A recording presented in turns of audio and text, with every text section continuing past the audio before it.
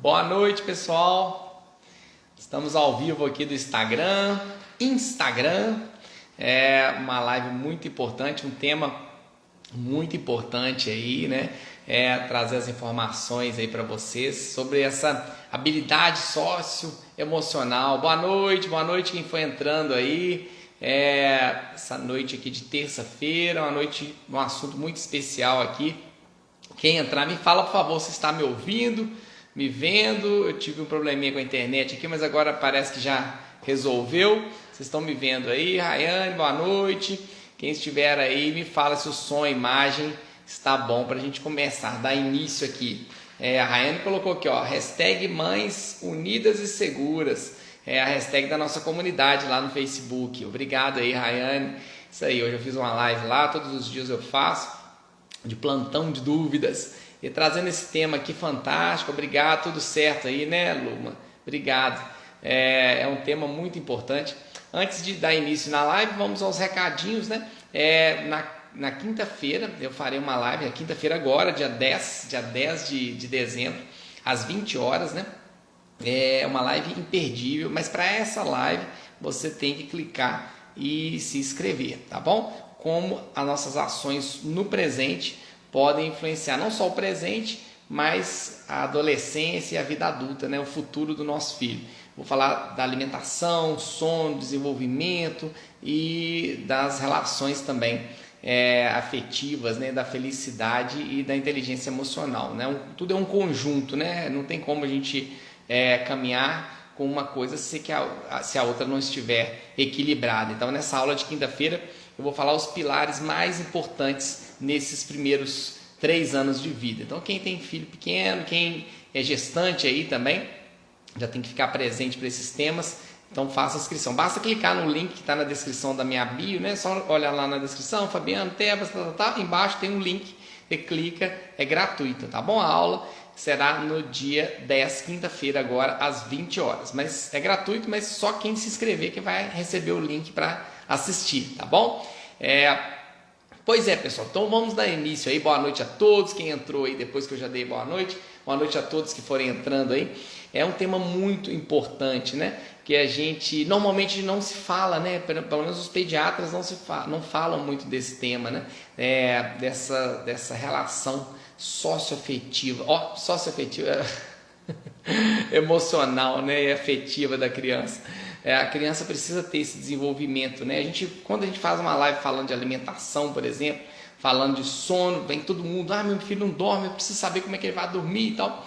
Agora, desse desenvolvimento das emoções, né? Da inteligência emocional, a gente não fica muito presente para isso, né? Então, a gente precisa estar presente para isso. Quando a gente fala estar presente, estar consciente de que isso é importante, né? Não é só quando a criança começa a dar problema. A gente vê aqui, né, muito no consultório, principalmente psicólogos, né, e psiquiatras atendem muitas crianças que às vezes têm problemas de relacionamento, não sabem respeitar o próximo, não sabem esperar a vez, não sabem lidar com frustrações e acabam caminhando não só para depressão, ansiedade, e são pessoas que vão caminhar na adolescência e idade adulta, além desses problemas emocionais, também para dificuldade de relacionamento, até complicando a parte de sucesso também em carreiras, independente da área que a criança escolha, tá bom? Então é importante a gente trabalhar isso no filho da gente, para que não adianta a criança ser muito inteligente, né? Aprender tudo. Quando a gente fala de inteligência, é em todos os âmbitos, aprender tudo, ter facilidade de aprendizado, se não tem a inteligência emocional de lidar com o próximo, de lidar com o outro. Então é importante a gente ficar atento, né? Meu intuito aqui hoje não é dar uma aula sobre essas habilidades, né? Socioemocionais, mas não é dar uma aula, mas é trazer para vocês a importância disso, da gente preocupar com isso, né? Vou dar algumas dicas também, mas o primeiro passo é a gente estar atento para que isso é importante, né? E o segundo passo realmente é a gente se informar e a gente correr atrás, tá bom? Então o tema é esse: como as habilidades socioemocionais podem influenciar não só na infância, mas também na vida adulta, né? E como que a gente faz, né? Como que a gente faz para ensinar? E desde as primeiras desde as primeiras semanas de vida, né? A gente sabe que para que a criança desenvolva a parte emocional e a parte de socialização, primeira coisa é o ambiente tem que estar propício, né? Muito se fala, né, que eu sei que a escola tem papel também na educação dos filhos, né, principalmente na parte pedagógica, mas essa parte da socialização e a parte das emoções é um tema que se aprende em casa, principalmente, tá bom? Então a gente precisa estar atento para isso. É atributo dos pais, lógico, em conjunto com as escolas. Agora está mais né, as dificuldades estão maiores por conta dessa pandemia, as escolas estão mais online, né? A gente não sabe quando que volta, se volta agora, se não volta, mas independente se seu filho está na idade escolar ou não, né, essa preocupação deve existir desde sempre, quando você engravida ou até antes de engravidar, da gente desenvolver não só a parte afetiva da criança, mas a parte de socialização. Então, basicamente, é o desenvolvimento da inteligência emocional, né?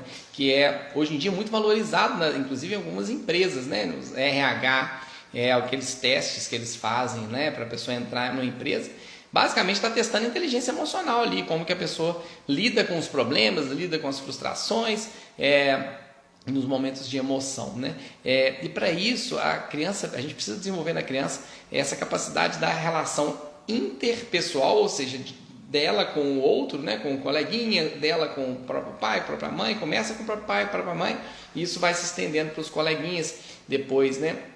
E é interpessoal também, né? Então é intrapessoal, ou seja, entre a criança e outra criança, e entre a criança e o adulto. Então a gente precisa fortalecer essa relação da criança com outros e dela com ela mesma, né? Isso hoje em dia é muito valorizado e hoje em dia é muito estudado, né? Principalmente estudos com adultos, né? Viram que um pequeno percentual das pessoas, elas se conhecem, né? A pessoa às vezes ela fica nervosa, ela fica ansiosa com um acontecimento, e aquele acontecimento às vezes de novo vai acontecer, ela sabe que aquilo vai acontecer e sabe que vai deixar nervosa, e a pessoa não toma uma atitude para isso, ou seja, a pessoa não se conhece, né?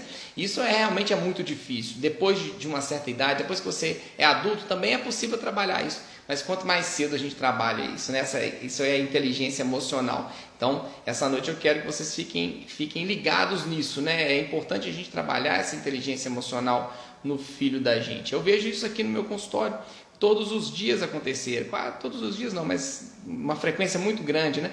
As pessoas vêm consultar com o intuito de fazer o filho comer melhor, ou para ver se está crescendo, ou se está ganhando peso adequadamente, saber de vacina, mas muito raro ter essa preocupação com a parte de socialização, essa parte emocional, né? E a gente, às vezes, na consulta, eu percebo algumas atitudes que me preocupam, e eu pergunto, é assim que ele faz em casa? Quando ele quer uma coisa e você não dá, ele quebra, ele joga, é assim? Dependendo da idade, né? Às vezes os pais acham que aquilo é normal, aquela atitude da criança, e a gente precisa reconhecer aquilo. O primeiro passo para a gente mudar alguma coisa, a gente tem que reconhecer que aquele problema existe, né?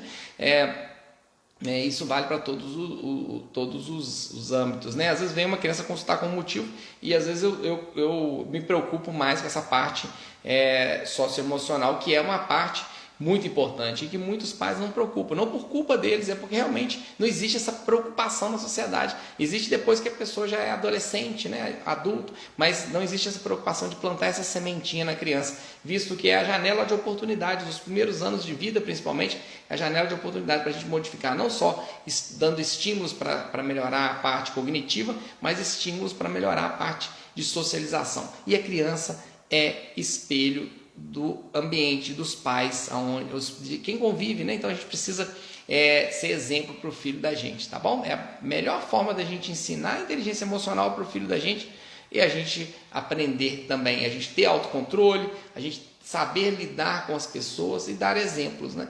Não adianta você falar com o seu filho que ele tem que respeitar o coleguinha se você grita com a sua esposa ou grita com o seu marido, não respeita. Isso, a criança, ela segue o que ela vê e não o que ela ouve, né? Se você fala para ela fazer uma coisa, mas você não está fazendo, isso é o primeiro passo para ela não seguir, tá bom? Então, eu sei que problemas acontecem, eu sei que as pessoas às vezes perdem a paciência, né? Criar filho não é fácil, a gente fica às vezes cansado, tem momentos que a gente às vezes até arrepende de perder a paciência, mas a gente precisa aprender a conhecer a gente mesmo. À medida que a gente aprende a conhecer a gente mesmo, é possível que a gente ensine para o filho da gente a eles a se conhecerem, tá bom? Então, é no ambiente familiar que a criança aprende a lidar com as emoções, tá bom, pessoal? Eu tô vendo que já está chegando umas perguntas aqui, podem mandar as perguntas, que no final eu vou responder algumas, não sei se eu vou responder todas, dependendo da quantidade de perguntas, eu não consigo responder todas, tá bom? Visto que o tema é muito importante, tá? O desenvolvimento cerebral nesses primeiros 6 anos de vida, né? Principalmente os primeiros 3 anos, mas os primeiros 6 anos, não só o desenvolvimento da parte das conexões, mas também dessa parte afetiva, emocional, é o momento que se está mais desenvolvendo. É possível uma criança, depois dos 6 anos, a gente trabalhar isso? Com certeza é possível, em qualquer idade, como eu disse, até mesmo na idade adulta. Mas quanto mais cedo a gente tiver essa preocupação, esse olhar para essa socialização, para esse desenvolvimento afetivo, mais fácil vai ser da gente modificar e moldar, visto que a criança está nessa fase de plasticidade cerebral, né?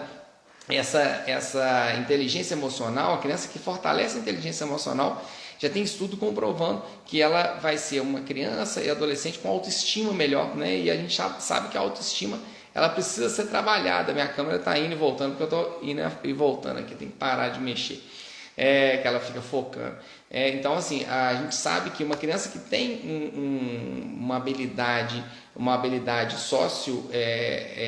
afetiva melhor, ela desenvolve a inteligência emocional, né? Isso é um critério para sucesso, não só na parte de inteligência cognitiva também, né, de aprendizado, mas também na parte de sucesso na carreira, na parte de felicidade, né? O que a gente mais quer é que o filho da gente seja feliz, né? Isso aí são pesquisas que mostram, e a maioria dos pais falam isso mesmo, né? A gente sabe, eu quero que ele seja feliz, independente do que ele seja, quero que ele seja feliz. E a maioria fala realmente de coração isso, né? Mas muitos dos pais não sabem que para que essa felicidade aconteça, não é somente ele tirar boas notas, não é somente ele aprender, não é somente ele ter uma alimentação saudável e dormir bem, isso também é fundamental, mas ele precisa desenvolver essa inteligência emocional. E é uma coisa relativamente simples, né? Porque a partir do momento que a gente aplica ela com a gente está ensinando ela para o nosso filho. Então, né, esse reflexo que o filho da gente é da gente, né? Então, eles vão conseguindo, com o desenvolvimento dessa inteligência emocional, eles vão conseguindo expressar os sentimentos, né? E é muito importante os pais mostrarem que aquele sentimento que a criança está tendo é um sentimento que existe, né? Mesmo nos momentos de fúria, por exemplo, uma criança tentou encaixar um brinquedo ali, né? Desde bebezinho, às vezes tenta encaixar aqueles cubinhos, às vezes que vem com tipo um quebra-cabeça, tal, não consegue, e a criança às vezes tem baixa tolerância à frustração. Isso é comum acontecer naqueles primeiros anos de vida, e cabe aos pais sentarem do lado e falar: olha, você está com raiva, isso é raiva, isso é ansiedade, ou é isso, e informar o que a criança está sentindo, né? Isso é raiva, isso é tristeza, que você tá triste porque você pediu e a mamãe não deu o presente que você queria, porque não é o seu aniversário. Então a criança passar por esses momentos, às vezes de frustração, que são normais, a gente não deve forçar para que a criança frustre, de forma alguma, né? Eu já vi alguns profissionais falando: a gente tem que fazer com que a criança frustre. Não, existem frustrações que acontecem no dia a dia, né? Quando, né, citei exemplo, a criança pede um brinquedo numa loja, você fala: não vou te dar porque hoje não é seu aniversário, não é uma data comemorativa, a gente não pode. Inclusive, eu vou falar daqui a pouco dos critérios também para desenvolvimento dessa parte de socialização e afetiva. Um deles é isso, a gente ensinar a criança a valorizar e a respeitar o dinheiro. A criança não pode, tudo que pede ganha, né? Eu já vi pais aqui, eu vejo com muita frequência, pais às vezes dão tudo que a criança pede, não fala não para a criança, e a criança precisa entender que não é tudo que ela quer que ela vai conseguir, né? E se a gente não ensinar isso para ela, uma hora ela vai aprender também, mas vai aprender com a vida, né? Vai aprender com a vida, e isso vai gerar um sofrimento maior. Se ela já crescer aprendendo que não é tudo que ela quer que ela pode, embora isso seja mais difícil, né? Porque falar não para a criança é difícil, ouvir não é difícil, mas você falar não é tão difícil quanto ouvir não. É muito mais fácil você falar, tá, toma um pirulito aqui, toma o presente aqui, é muito mais fácil, né? Você não vai ter que lidar com aquele choro ali, e o choro, dependendo da idade da criança, vai fazer parte, né? Então, muitas das vezes, os pais não querem lidar com aquele choro, e aí preferem dar tudo que a criança pede, mas isso vai minando as emoções da criança, porque chega num certo momento que em algum momento a vida vai falar não, seja uma prova que ela estudou muito e queria tirar uma prova, uma nota boa, mesmo tendo passado noites e noites estudando, não conseguiu, o namorado que terminou com ela, alguém da família que faleceu. Então a criança ela não aprende a lidar com frustrações que vão acontecer em algum momento da vida, se a gente não ensina com pequenas coisas, né? Então é importante a gente mostrar que aquilo ali, você está triste por esse motivo, você está chorando, é por isso. Informar que isso é comum e você pode chorar, não tem problema. A gente não pode ficar inibindo o choro da criança. Fica quieto, para de chorar, não sei o que. Se você não parar de chorar, não te dou. A gente não deve ficar nem com autoritarismo, né, gritando com a criança, e nem também com ameaças. Olha, se você não parar de chorar, eu não te dou tal coisa. Porque é o momento, às vezes, que a criança está se expressando. A gente pode acalentar a criança, falar, filho, você pode chorar, não tem problema, porque você está triste, está com toda a razão, porque você queria o brinquedo e eu não te dei. E aí informar, quando a mamãe era criança, ou quando o papai era criança, também tinha hora que eu queria uma coisa e meu papai não me dava, é assim mesmo. É importante a gente ensinar para a criança que a gente também passou por isso, né? Mostrar que a gente teve frustrações também, porque senão ela acha que é só com ela. Mostrar o dia que a gente está triste, né? Aconteceu alguma coisa, né? Faleceu uma pessoa que você gostava muito na família ou conhecido, você pode chorar na frente do seu filho, não tem problema nenhum. Falar, filho, eu estou chorando porque eu estou triste. Muitas pessoas ficam escondendo o choro para a criança, não pode ver que o pai está triste, não pode ver que o pai está chorando. Isso é comum, a criança tem que entender, porque senão ela começa a achar que é só ela que chora, que ninguém mais no mundo fica triste. Ela começa a se inibir, a se fechar, né? E a criança tem que se abrir com os pais, ela tem que ter nos pais. Quando eu falo pais, é pais e cuidadores, muitas vezes é a avó que cuida, né? Quem cuida da criança tem que ver que aquele ambiente familiar é um ambiente de confiança, né? No qual ela pode expressar seus sentimentos e as pessoas vão identificar e pontuar. Esse sentimento é felicidade que você está sentindo agora, é raiva, é tristeza, e é comum, isso é um sentimento que o papai e a mamãe também tem. Então, isso já vai moldando a inteligência emocional. A criança vai aprendendo a identificar que aquele sentimento ele é possível e que é normal e que é humano, né? Isso é importante, tá bom? Então, tem algumas competências, né? Algumas competências para esse desenvolvimento. Tá entrando, ô Edna, obrigado aí. Entrou a Daniela, obrigado. Aí tem um pessoal entrando aí. Depois, quem entrou depois pode assistir, vai lá e vai ficar salva, tá bom? Vai ficar salva até depois que eu encerrar, eu salvo. Então, as competências, quais as competências para desenvolver essa inteligência emocional e essas habilidades, né, socioafetivas, de socialização e de afeto, né? Eu listei aqui, né, baseado em estudos científicos, 12 habilidades que a criança precisa ter. Consciência crítica, né? O que é a consciência crítica? Ela fazer uma autocrítica positiva, ou seja, a criança entender o que está acontecendo com ela e o que está acontecendo com o meio. Isso aí não é em bebezinho geralmente que acontece, quando aquela criança que já está falando, 2, 3 aninhos, começa a perguntar tudo, né? Começa a querer saber tudo que está ao redor, né? Querer saber, né? Pergunta e questiona tudo, né? Isso é importante. Eu já vi pais aqui também, eu vejo muita coisa que acontece, coisas boas a maioria das vezes, mas algumas coisas que às vezes eu tenho que intervir. Às vezes a criança pergunta, por que acontece isso? Por que acontece aquilo? Né? Por que o doutor está passando remédio? Aí às vezes o pai não querendo explicar, fala assim, quando você crescer você vai entender. Né? A gente precisa tentar, na linguagem da criança, ser uma linguagem mais simples, né, e objetiva, mas tentar explicar para a criança aqueles questionamentos que ela está levantando. Isso é importante, isso é a consciência crítica, né? É um dos pilares aí para o desenvolvimento dessa socialização, né? O segundo pilar é uma das coisas mais difíceis, né? Gestão das emoções, né? O autocontrole, a pessoa conseguir, mesmo no momento de raiva, mesmo no momento de fúria, se controlar, né? Isso, como eu disse, a gente precisa informar para o filho da gente, você está com raiva, você está triste, mas isso não te dá o direito de bater, não te dá o direito de gritar com as pessoas. Você pode chorar, você pode ficar triste, você pode, se você quiser, o ombro do papai. É importante a gente dar muito afeto e carinho, a gente mostrar que a gente também fica daquele jeito, mas a gente tem que informar para a criança que ela não pode passar um certo limite, né? Tem um certo limite que quando começa a ter agressão, que a gente precisa realmente colocar um limite, né? Eu até falei numa live outro dia, o conceito de pais competentes são pais que realmente, além de dar afeto, carinho, amor, eles colocam limites. Porque se a gente não coloca limite, quando a gente fala colocar limite, não é ser autoritário, né? Não é gritar, não é bater. Colocar limite é informar para a criança que nem tudo que ele quer ele pode, mesmo que ele chore por causa querendo aquilo, né? E a gente informar isso com carinho, a gente informar isso com atenção, dando atenção, né? Mesmo no momento da gente negar algo para o filho da gente tem que dar atenção, explicar para a criança, né?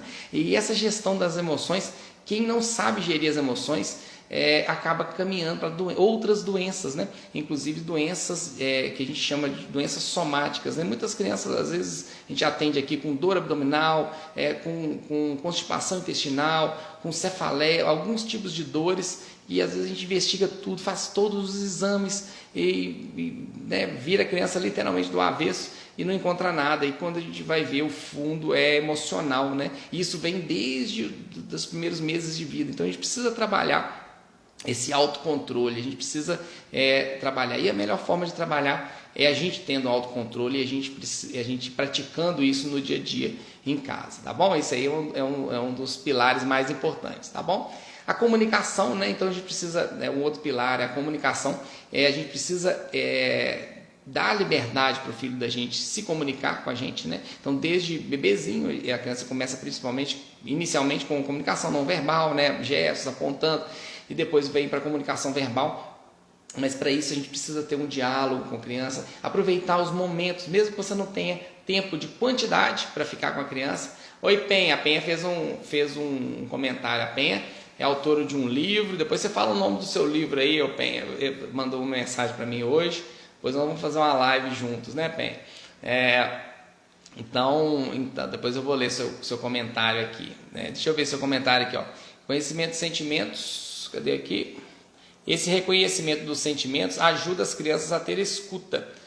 Consultório de Psicopedagogia agradece ao Dr. Fabiano por esse rico momento de reflexão. Pois ô Penha, como eu disse no início, o meu intuito não é dar uma aula sobre o assunto, né, mas levantar essa bandeira de que é importante os pais estarem conscientes para esse tema, né? Então, e aí a partir desse momento eles vão se informando mais, eles vão aprofundando mais nesse tema. Inclusive eu vou trazer mais lives com esse tema aqui, tá bom?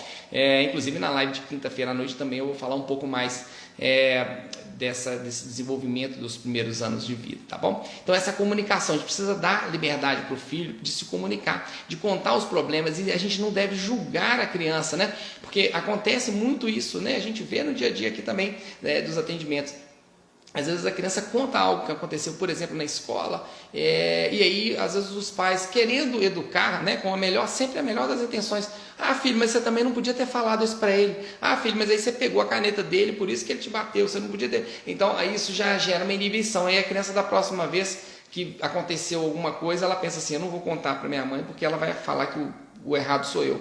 Mesmo que seu filho esteja errado, a gente tem que ouvir naquele momento, às vezes que ele está triste, naquele momento que ele está angustiado, a gente tem que ouvir, né? A gente tem que ouvir e lembrar que a cabeça da criança ela funciona diferente da nossa. Naquele momento, principalmente que ele está passando por uma emoção ali, a gente precisa ouvir, entender, e depois, num outro momento, no momento ali, a gente tem que acolher a criança, né? Dar liberdade para que ele ganhe confiança nos pais, ter os pais como os melhores amigos. E no segundo momento você senta, você lembra aquilo que você me contou aquele dia? É isso, você deveria ter agido assim, dar a sua opinião é importante, mas a gente não pode podar a criança dela se comunicar. Então essa comunicação é uma das formas também do desenvolvimento dessa inteligência emocional, tá bom? Então a gente precisa ensinar também nossos filhos a ter criatividade, né? Solucionar problemas, né? E tem muitos pais, né, que às vezes querem fazer tudo pelos filhos. Lógico que tem certas idades que a gente precisa dar o auxílio, mas a gente precisa estimular essa independência da criança, estimular que ela resolva os próprios problemas em algum momento, né? Eu até contei outro dia numa live, eu estava numa pracinha com a minha menina, meus meninos, né? Meu menino andando de bicicleta, a minha menina andando de patinete. Aí vieram duas meninas e tentaram tomar a patinete dela. Eu vi aquilo, inicialmente minha reação foi levantar e ir lá, né? Mas depois eu falei, não, vou ficar e vou observar o que vai acontecer. Aí a menina tentou, ela fugiu da menina, andou um pouquinho mais de patinete, e quando ela foi passar de novo, a menina realmente arrancou a patinete dela. Aí ela chorou e veio correndo em minha direção, né? E aí aí a menina viu que ela veio correndo em minha direção e foi atrás dela, e as duas conversaram uma coisa lá e tal, e tiveram um bate-boca, e voltou, e a minha menina veio e sentou do meu lado, não falou nada, eu fiquei observando, eu falei assim, aí eu falei, aconteceu alguma coisa? Ela olhou pra mim e falou, aconteceu. Eu falei, o que aconteceu? Aí a menina pegou meu patinete, aí eu contei, ela já tem 5 anos, né? Ela me contou. Mas assim, eu podia ter corrido lá e intervido, eu ia atrapalhar ela, lógico que nesse momento corri o risco da menina talvez dar uma bordoada nela, né? Mas eu via que o ambiente estava seguro, que a menina era pequena igual ela, que o máximo ia acontecer ela dar um vergãozinho nela. Então a gente precisa, em algum momento, lógico, que no momento que tenha segurança, não vai deixar seu filho correr risco de vida para que ele lide com problemas, mas em algum momento que você estiver num ambiente que você consiga controlar ou pelo menos observar, você tem que deixar que o seu filho tente resolver os problemas sozinhos, porque se ele aprender que sempre você está lá em cima, resolvendo por ele vai literalmente acomodar, né? Nós somos, o ser humano é geneticamente tendencioso à acomodação, né? Nós somos descendentes dos homens das cavernas, que na época lá eles ficavam quietinhos dentro da caverna lá, dava fome, eles saíram para comer alguma coisa e voltavam. Então eles o nosso cérebro tende a trabalhar para a gente poupar energia e para a gente acomodar. Então a gente precisa trabalhar isso no filho da gente, tá bom? Desde que tenha um ambiente seguro, tá bom? Então a criança tem que aprender a tomar decisões, aprender a resolver os problemas dela, né?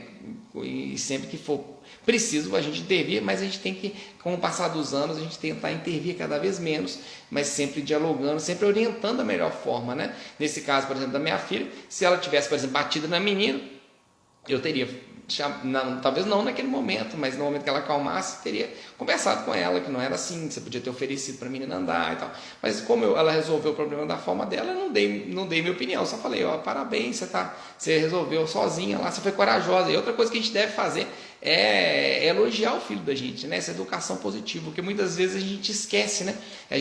Quando a criança faz uma coisa errada, quebra um brinquedo porque está nervosa, ou joga alguma coisa, ou xinga, ou bate a gente critica, a gente fala, não faz isso, você está perracento, você está isso, está aquilo. Mas no momento que a criança faz uma coisa correta, a gente às vezes esquece de elogiar, a gente não pode esquecer de elogiar. E mesmo que aquela coisa correta seja a criança está brincando ali sem chorar, né? Porque muitas vezes a criança faz uma birra e a mãe vai lá e fala, para com isso e tal. E quando a criança está brincando sozinha, a criança não ouve elogio da mãe. Então ela começa a ver que o choro, que a pirraça, muitas vezes, né?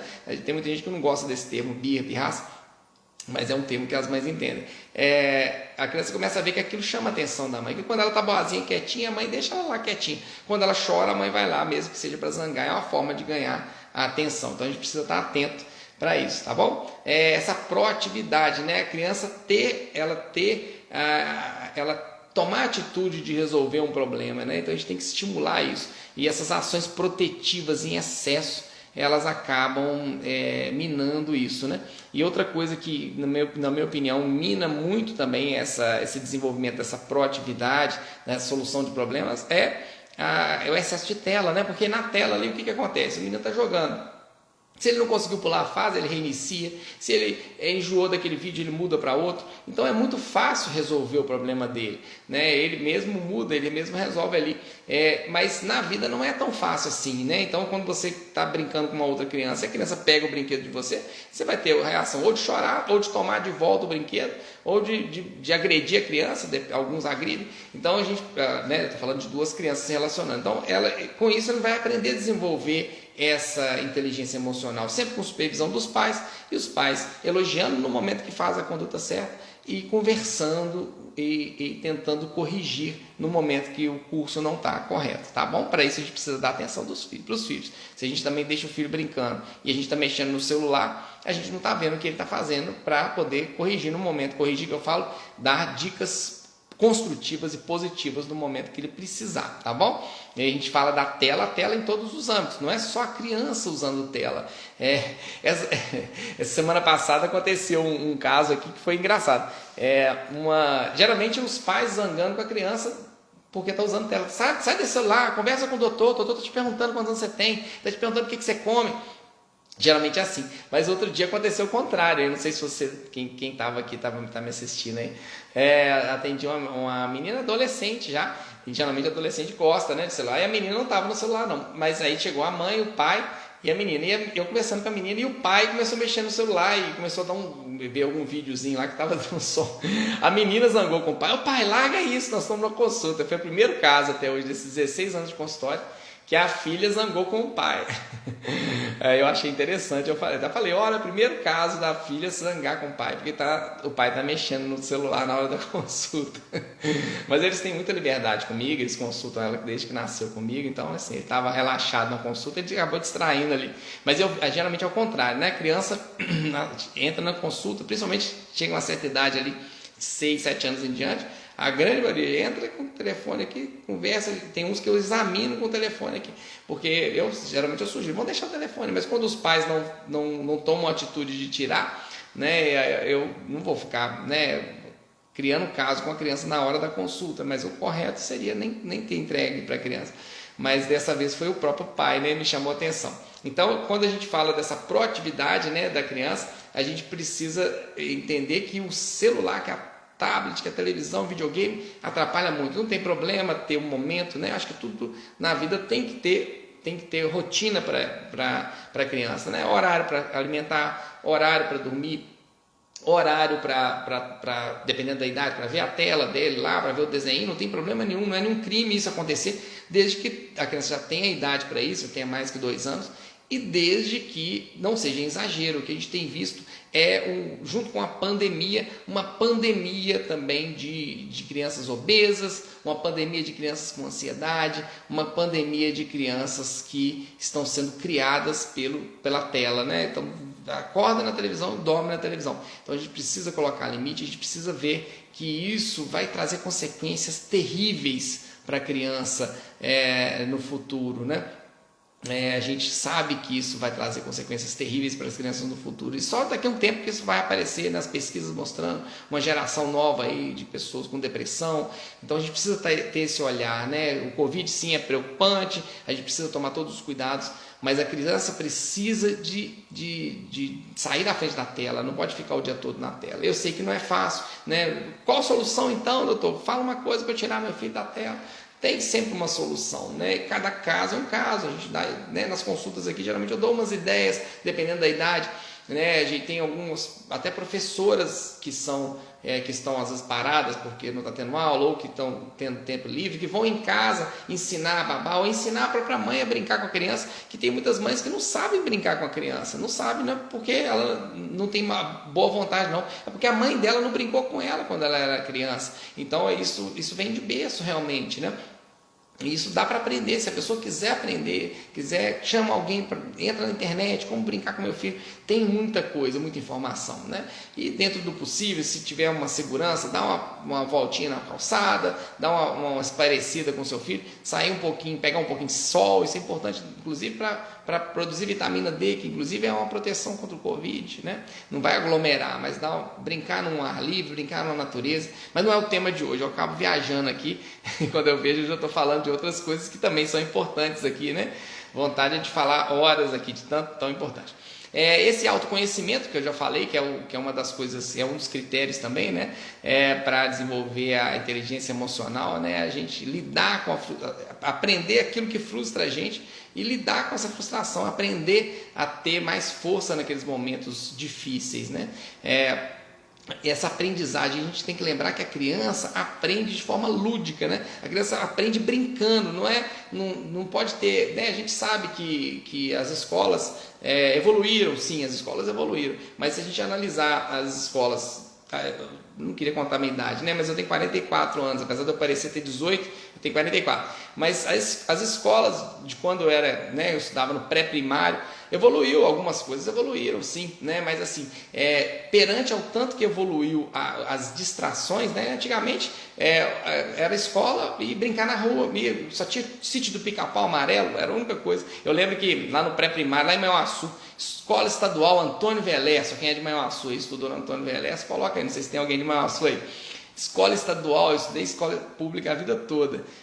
Não sei como é que está hoje, mas na época era muito bom. Então, ninguém queria estudar à tarde, ninguém tinha pré-primário, era de manhã e de tarde, ninguém queria estudar à tarde, porque à tarde, depois do almoço, passava o Sítio do Pica-Pau Amarelo, era a única coisa que existia na televisão que as crianças viam, não tinha mais nada. Então, ô Nádia, a Nádia é de Manhuaçu, eu não sei, acho que a Nádia é mais nova, não deve ter estudado, Antônio Velerça não. Mas aí e ninguém queria estudar, era briga, os meninos choravam, os que estudavam à tarde, aquela confusão.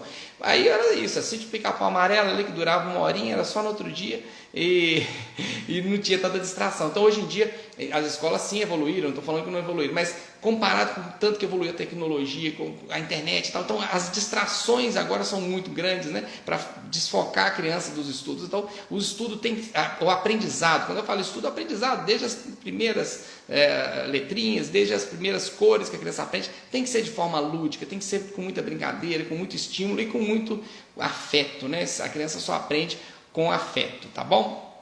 Obrigado aí, Nádia. Muito mais nova, né? Não é tanto assim não, Nádia, pouca coisa, deve ser um aninho só. Mas, respeitar, então, uma coisa que é fundamental para desenvolver a inteligência emocional também, é a empatia, né? A gente aprender, a gente ensinar, aprender também, né? Quem não tem, para ensinar para o filho, você tem que aprender a ter empatia. E empatia basicamente é o quê? Respeitar o próximo, respeitar a opinião do próximo, né? Respeitar as diferenças. Isso é muito importante, não só para o desenvolvimento do seu filho, mas para a sociedade como um todo, né? Então, a gente respeitar as diversidades, a gente se colocar no lugar do outro, isso é fundamental, tá bom? A gente ensinar o filho da gente a se colocar no lugar do outro, isso com muito diálogo, com muito exemplo que a gente vai ensinando, tá bom? A resiliência, né? Aprender com os erros, né? Então, todo momento que acontecer que seu filho fizer uma coisa que não deveria, ou ele tomar uma atitude que arrependeu depois, a gente tem que sentar e conversar, filho, olha, isso aconteceu, mas com isso você aprendeu, né, que não pode fazer mais, né? Então a gente informar para ele, a gente não criticar, viu, você não devia ter feito isso, não, filho, tá vendo, você fez isso e você machucou, ou você fez isso, o seu brinquedo quebrou, e aí com isso você aprendeu, que aí da próxima vez você não vai fazer de novo. Então a gente precisa, nos momentos difíceis, a gente ensinar o filho da gente que ele pode aprender com aquele momento difícil. Isso nada mais é do que a tão chamada resiliência, né?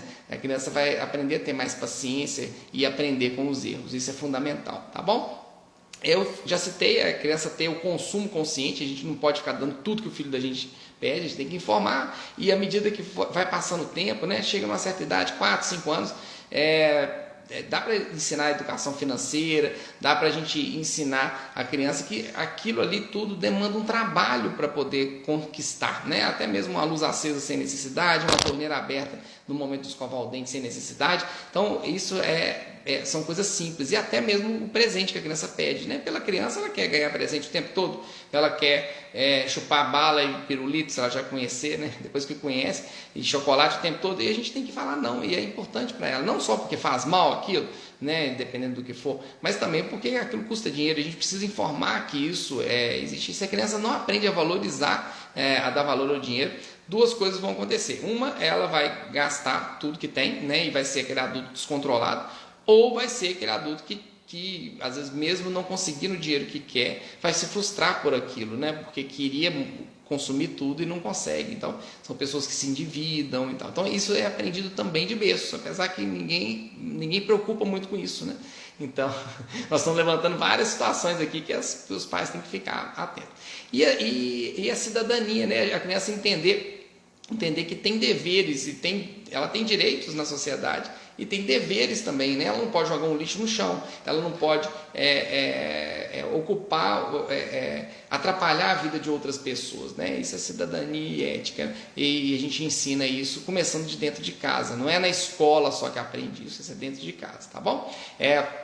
Então essas habilidades, né, são desenvolvidas com exemplos, tudo é com exemplo, né? Quando eu fiz live falando de alimentação, o principal pilar para a criança alimentar bem é você comer na frente dele, né? E o principal pilar para você desenvolver a inteligência emocional do seu filho é você fazer aquilo que você quer que ele faça, né? Então a criança vai se espelhar em você, não adianta você fazer de forma, um dia ou outro, de forma fingida, né? Tem que ser de forma íntegra, realmente fazer aquilo de coração e saber que você está moldando aquele ser humano ali, aquele futuro adulto ali, né?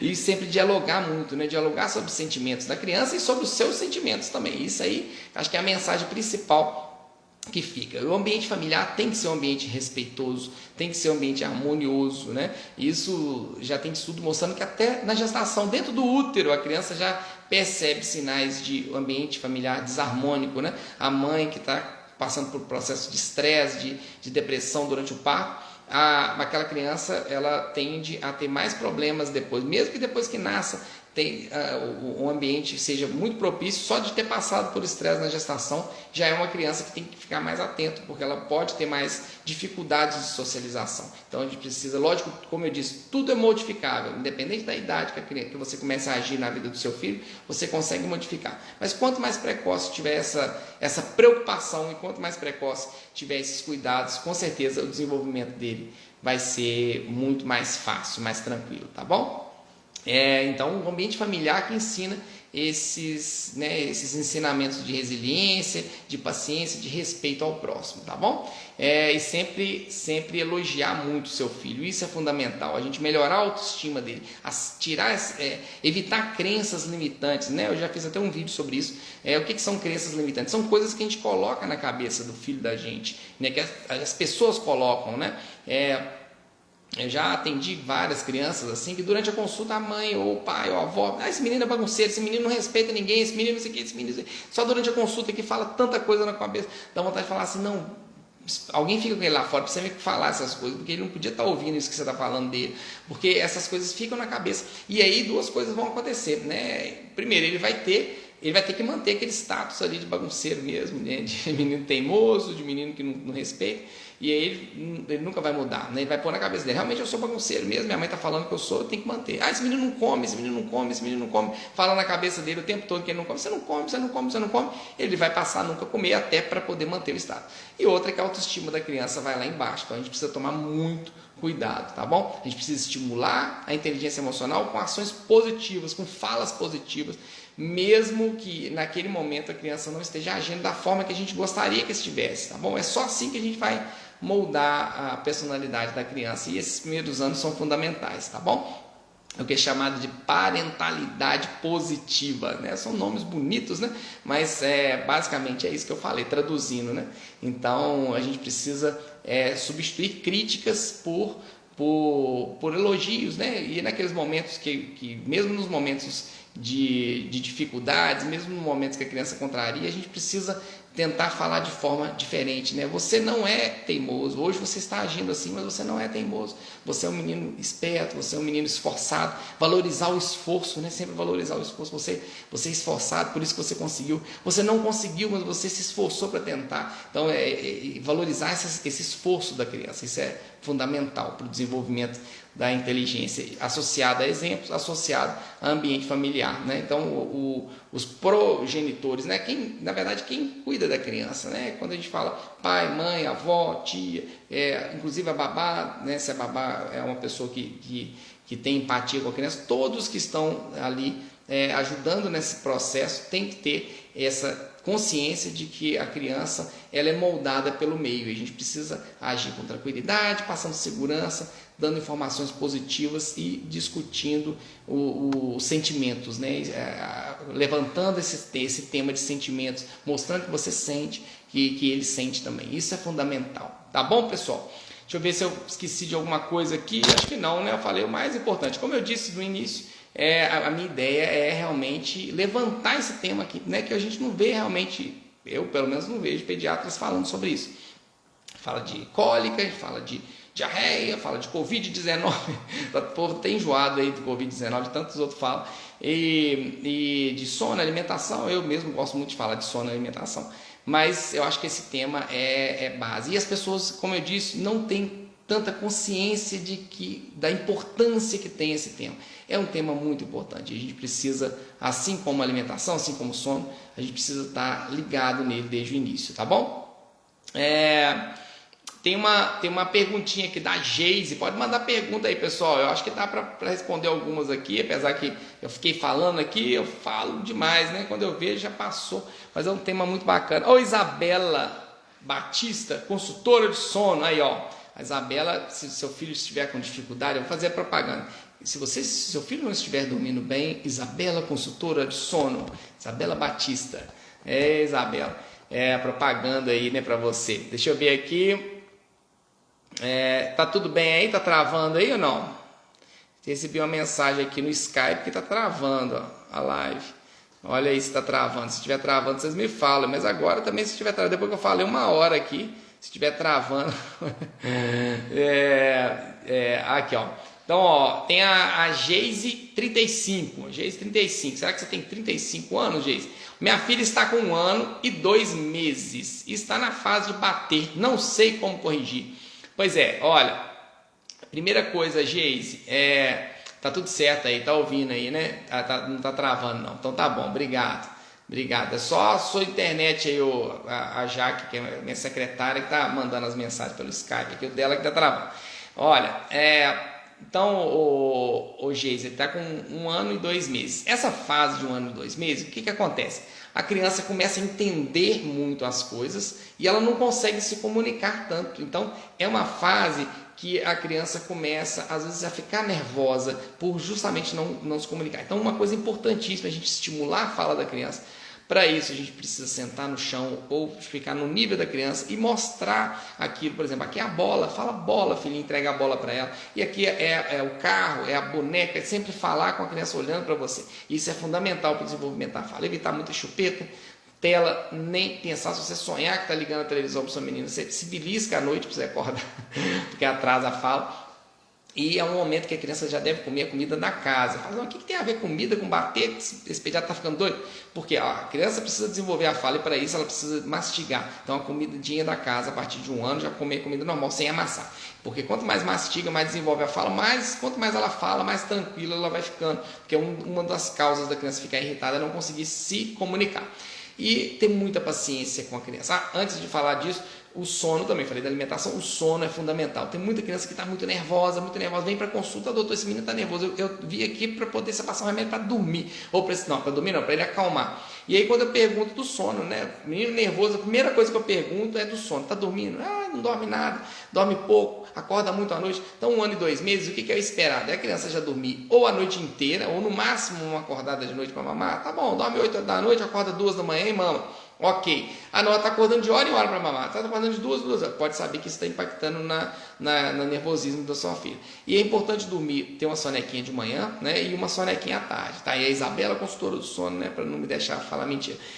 Então é importante ter esse equilíbrio, né, na alimentação, no sono e um ambiente familiar tranquilo, no momento que ela bater. E a gente nunca deve achar bonitinho, porque às vezes a criança, desde bebezinho, dá um tapinha, assim, a gente ri, né, às vezes a criança morde o queixinho da gente, que bonitinho, aí a criança começa a ver, opa, quando eu mordo, eles acham legal, aí começa a morder, e aí chega uma fase que nasce dentinho, chega 1 ano, morde, arranca pedaço, menino, esse menino tá mordendo, mas desde bebezinho a gente achou legal isso, e aí confunde a cabeça da criança, por que agora eu não posso morder? Deu tapinha no patinho lá, e você fala, bate bonitinho, bate na cabecinha do patinho de borracha, estou dando exemplo, né?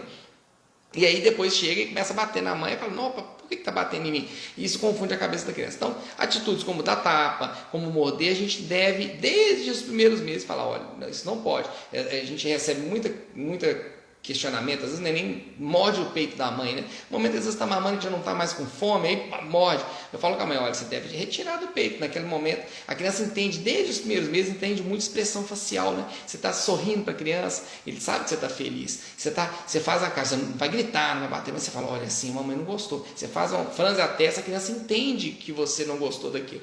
E aí chegou 1 ano e pouco, a criança já começa a entender também o que você fala. Então fala, olha, filhinho, bater não é legal, mão, para fazer carinho, você pega a mãozinha dela, faz carinho e distrai com uma outra coisa, tira o foco daquilo. Não pode, naquele momento que ela faz uma atitude errada, você informar para ela que foi errado é importante, sem gritar, sem bater, porque se a gente bate, muita gente faz isso, né? Eu bato na mãozinha dela. Você está ensinando ela que ela pode bater, aí confunde mais ainda ela, porque que eu não posso e minha mãe pode, né? Então isso é pior. Então nunca bater, mesmo que seja assim de levinho, não. E nunca gritar também, porque isso deixa a criança mais nervosa. Na hora ela até para de bater porque ela assustou com você, mas isso faz a criança começar a gritar muito também. Então é importante a gente ter essa consciência de mostrar para a criança de que não está legal aquilo, ou segurar a mãozinha e falar, você não pode tirar ela daquele ambiente e distrair com uma outra coisa, né? Mostrar um bichinho, outro lugar, tirar o foco daquilo ali, não dá muita atenção, porque se ela perceber que aquilo também chama a sua atenção, ela começa a fazer mais. Então mostrar que não gostou e ter muita paciência e brincar com uma outra coisa. Agora vigia aí, Geise, se não tem nada desregulado na questão do sono e na questão também da alimentação, tá bom? Porque isso também irrita a criança, tá? A falta do soninho irrita a criança.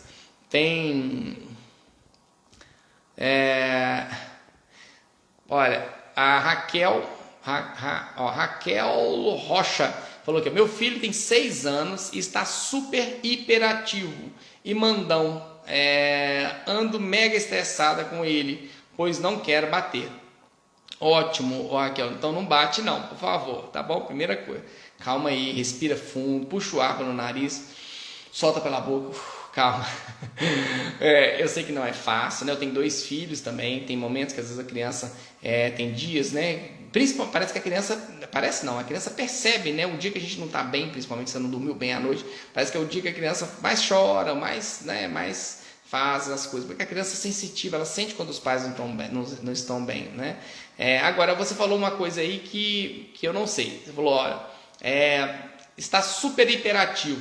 Então, assim, existe a hiperatividade, que é o TDAH, transtorno, déficit de atenção e hiperatividade. As crianças que têm esse transtorno, elas realmente precisam de um acompanhamento psicológico, de um psicólogo, né, infantil, em alguns casos do neuropediatra, psiquiatra infantil, para, às vezes, precisa até de medicação para poder se controlar, porque às vezes a criança, quando é realmente, eu estou falando porque você falou, né, não estou falando que seu filho é hiperativo, mas como você falou, se ele realmente for hiperativo, é muito difícil você somente na conversa, somente dando exemplos, você conseguir segurar, porque a criança que é hiperativa, ela não dá conta de se segurar, ela sabe que ela não pode mexer ali, ela pode ter tomado um choque na geladeira, que ela vai lá e põe a mão de novo. Então ela não consegue, não é porque você não está educando adequadamente, não é porque, e a sociedade taxa muito, né? Eu vejo porque eu atendo muita criança aqui que é hiperativo, e às vezes vem uma outra consultar comigo que é amiga daquela pessoa, fala, nossa, que você tem que falar com a fulana, ela não sabe educar que é menino dela não, que menino mexe o tempo todo, nossa, se fosse no meu lugar eu já tinha dado as palmadas. Então assim, a gente ouve isso, né? E pior que muitas pessoas da família acabam falando, olha, isso no meu tempo a gente corrigia com varinha de goiabeira, e a gente corrigia isso com cinto, a gente não sei o que. Aí vem a fala da avó, a fala da tia, a fala, nossa, será que eu tenho que bater nesse menino mesmo? Porque tá todo mundo falando que batia e só assim que resolve, e não é assim que a gente resolve, a gente gera mais problema. Então, realmente, se ele está, né, igual você falou, ele não para, pode ser que ele tenha realmente hiperatividade. E hiperatividade, só a mãe não vai dar conta. Então precisa da mãe, da família toda ajudar, e precisa de um psicólogo infantil.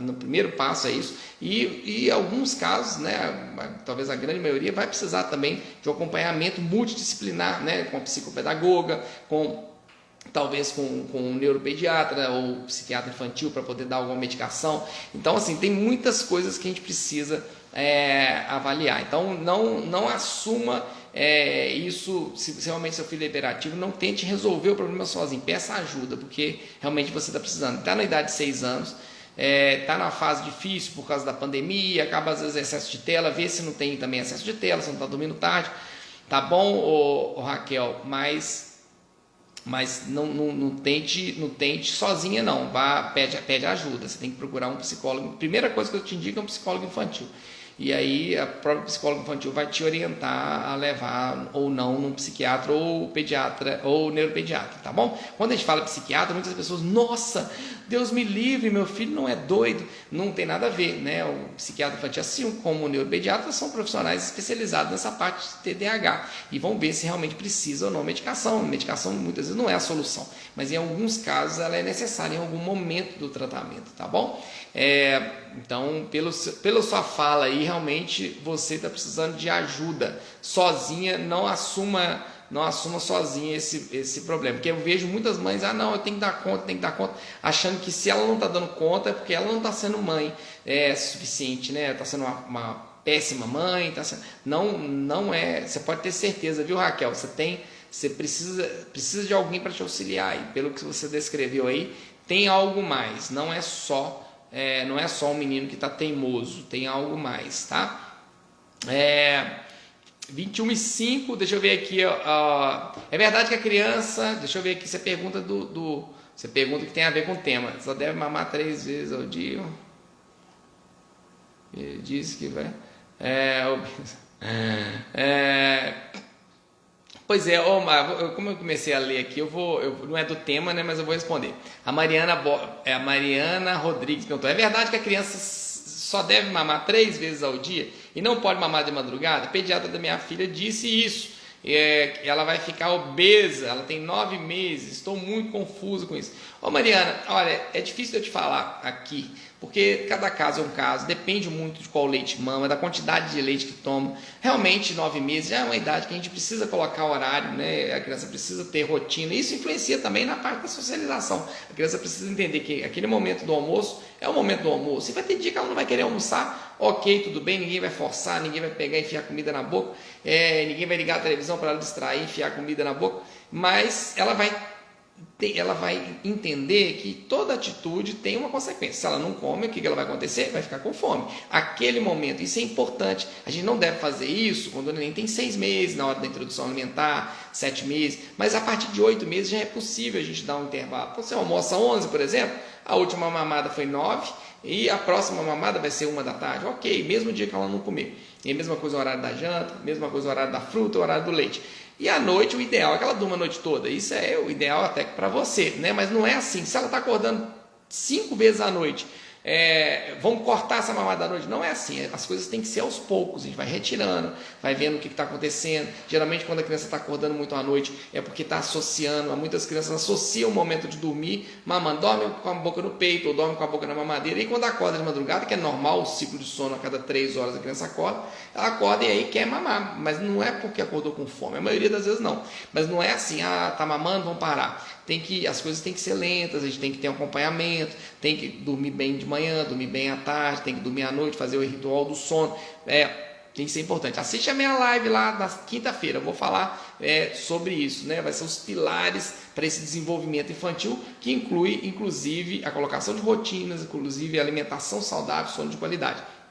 Quem não se inscreveu ainda, é só clicar no link da descrição da minha bio lá em cima, tá? É uma aula gratuita, 100% gratuita e online, tá? Vou falar sobre as nossas ações no presente, repercutindo no presente e no futuro dos nossos filhos, não só da parte alimentar, de estímulos e de vínculos e de desenvolvimento, tá bom? Então, eu espero você lá, hein, Mariana? Se eu não te ver lá nessa aula aí, eu vou zangar com você. Você precisa dessas coisas que eu vou falar lá, tá? Mas não estresse não é assim, se mamar no meu lugar vai ficar obesa, não necessariamente, mas vai ficar cansada a mãe, né? Mas uma vez na madrugada nessa idade não teria problema. Agora se falar assim, tá mamando de hora em hora, aí realmente tem que melhorar isso aí, tá bom? Mas tem que ser bem aos poucos, a gente tem que vigiar o dia, tá bom? Mariana, deixa eu ver aqui que tem mais uma aqui que eu vou responder pra gente encerrar. Aqui, ó, România, beleza? România tem um trio em casa, né, România? Tem 3 meninos. Difícil controlar o excesso de tela, o tempo já está em excesso por causa das aulas. Pois é, aí mudou, né? Agora mudou, România. Antes era assim, até 2 anos de idade não pode tela, depois de 2 anos, de 2 a 5 anos, 1 hora por dia, de 5 anos em diante, 2 horas por dia. Aí agora com a pandemia aí mudou, a Sociedade Brasileira de Pediatria modificou e aí pode usar até antes de 2 anos se precisar, mas fala-se para uso afetivo, né? A netinha que quer ver a avó não está podendo visitar, então faz a telechamada ali, tranquilo. E aí liberou isso aí, entendeu? Não sei até que ponto que isso é seguro, mas está liberado. E aí, a longo prazo, né? Aí depois de 2 anos, que seria 1 hora por dia, e depois de 5 anos, seria 2 horas por dia, 2 horas por dia além do escolar. Então, se ficar 3 horas na escola, mais 2 horas além, tá bom? Pode ficar. Mas aí não pode ficar o dia todo. Eu tenho paciente que fica de 7 da manhã às 10 da noite na tela, né? Eu sei que é um desafio, eu sei que não é fácil, mas a gente tem que arrumar ocupação para o filho da gente, que seja montar um circuito dentro de casa, para o menino brincar, pular, correr, fazer, chutar bola dentro da própria casa, tem que ser, né? E logo que for seguro, levar numa pracinha. Você que mora aí perto do Parque Ipanema aí, né? Pode levar lá os meninos, né, România, no Parque Ipanema para brincar, num dia que tiver mais vazio também, que tem dia que está abarrotado de gente, não é só porque está ambiente aberto que pode aglomerar também, mas é melhor aglomerar, se for para aglomerar, que seja num ambiente aberto, né? Então tá, então chegou mais uma aqui que eu li, eu não devia ter lido, né? Mas quando eu leio eu falo assim, essa tem que responder, porque se eu não responder eu não vou nem dormir de noite. Então ó, a Renata Lacerda, será que você é parente minha, Renata? Meu pai é Lacerda, de Manhuaçu. Se for Lacerda de Manhuaçu, com certeza é parente minha. Minha filha tem 1 ano e 3 meses e fala o básico, mamãe e papai. É normal? Mas é muito esperta, sabe tudo e faz muita bagunça. É normal ou devo me preocupar? Pois é, ó, a gente tem que ver o que é o bagunça, né? Bagunça é a criança curiosa nessa fase, né? Que tá ali 1 ano e 3, já tá começando a andar, sobe nas coisas, pega tudo e quer mexer em tudo. Isso a gente interpreta como bagunça, é na verdade uma curiosidade, é uma criança que está desenvolvendo as conexões cerebrais. Então isso é saudável.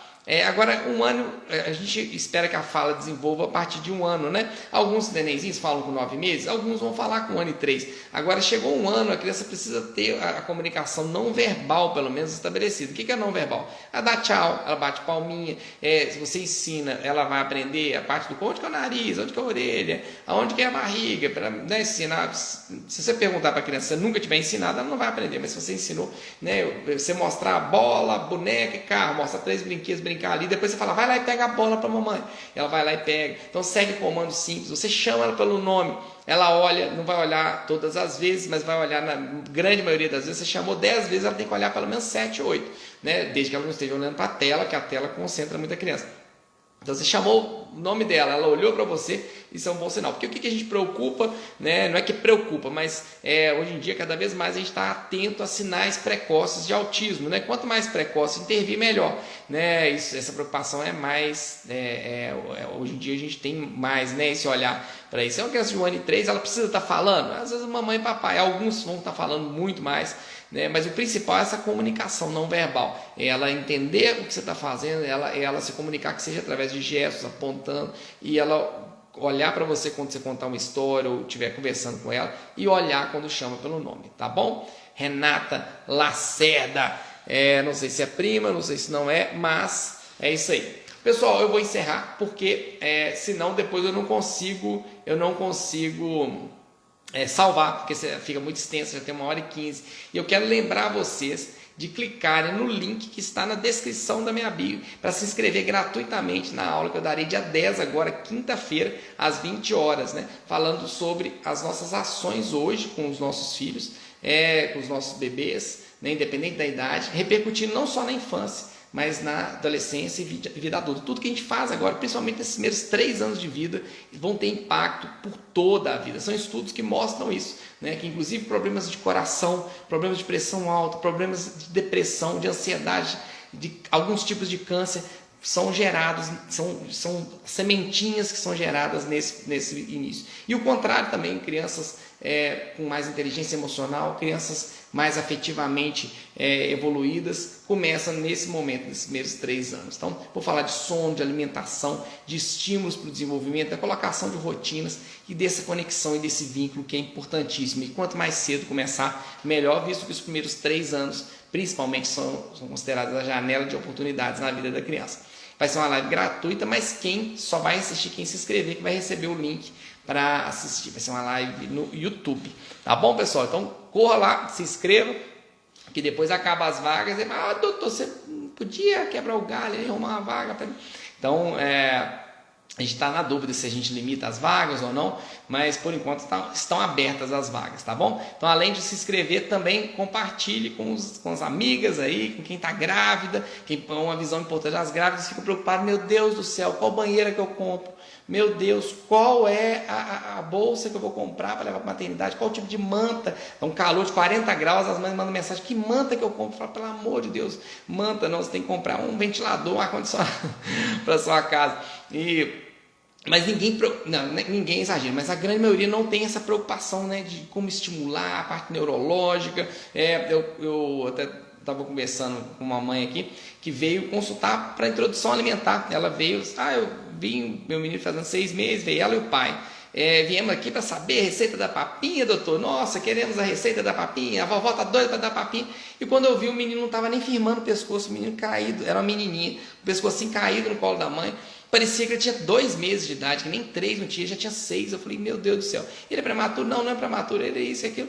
Ou seja, o menino está com atraso neurológico gigante. Eles vieram todos felizes, achando, né? Muitas vezes a pessoa acha que não está rindo, está brincando, está tudo bem ali e tal. Então a gente precisa ter essa consciência do que é o esperado para a idade do nosso filho, o que o nosso filho deveria estar fazendo naquela idade. Além de a gente dar os estímulos adequados, a gente dar a alimentação adequada, o sono de qualidade, a gente precisa ver se, estou fazendo tudo certinho, mas ele era para estar rolando, não está rolando. O doutor Fabiano falou que tinha que estar rolando com 5, meu menino já tem 8, não rola. Então tem alguma coisa. E a gente aprendendo nessas lives, nessas aulas, a gente consegue entender não só o que fazer para o nosso filho desenvolver bem, mas também detectar quando ele tiver um problema. E a maioria das pessoas não estão conscientes disso, dessa importância, né? Dessa importância da gente estimular precocemente nosso filho, independente dele ter um problema ou não, a gente precisa sempre estimular. E aí, se ele não evoluir, a gente precisa ver, você não está evoluindo, tem alguma coisa fora do esperado aqui. Então a gente precisa procurar um especialista para ver o que está acontecendo, tá bom?